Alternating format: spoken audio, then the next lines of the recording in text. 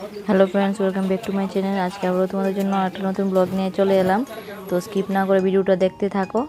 আর আজকে হলো একটা স্পেশাল দিন, তোমরা সবাই জানো আজকে আমাদের গোপু সোনার জন্মদিন। তো সকলকে জানাই জন্মাষ্টমীর অনেক অনেক শুভেচ্ছা ও ভালোবাসা।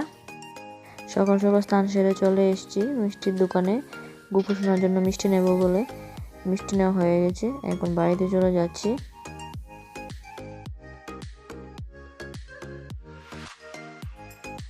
বাড়িতে এসে এখন রেডি হয়ে গেলাম, পুজো দিতে যাব।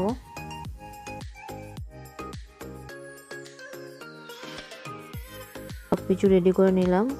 আর দেখতেই পাচ্ছ আমার গোপু সোনা ঘুমিয়ে আছে, এখন গোপু সোনাকে ঘুম থেকে তুলবো।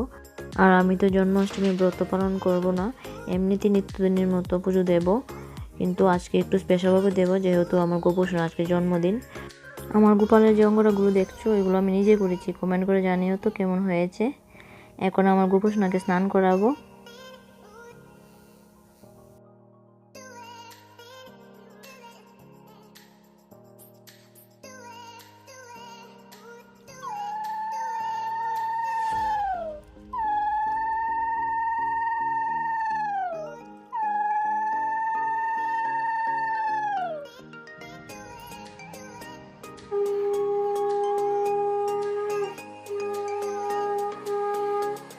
আমার পুজো দেওয়া হয়ে গেছে, কিন্তু গোপালের স্নানের পরে যে পার্টগুলো ছিল ওইগুলো তোমাদের সাথে শেয়ার করতে পারলাম না, তার জন্য আমি খুবই দুঃখিত। তো দেখতেই পাচ্ছ প্রসাদের মধ্যে রয়েছে লাড্ডু, বয়েল কেক, তালের বড়া, কাজু বরফি, চকলেট।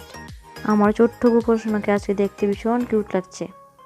আমার গোপালের যে ড্রেসটা দেখছো ওইটা আমি নিজের হাতে বানিয়েছি। আমার অনেক দিনের ইচ্ছে ছিল গোপালের জন্মদিনে নিজের হাতে বানানো ড্রেস পরাবো।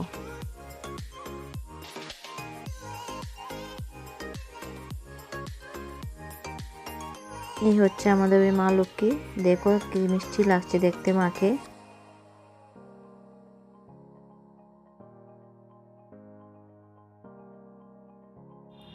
আজকের মতো ব্লগটা এখানেই শেষ করছি। তোমাদের যদি আমার ব্লগগুলি ভালো লেগে থাকে তাহলে লাইক, কমেন্ট, শেয়ার ও সাবস্ক্রাইব করে দিও। টাটা।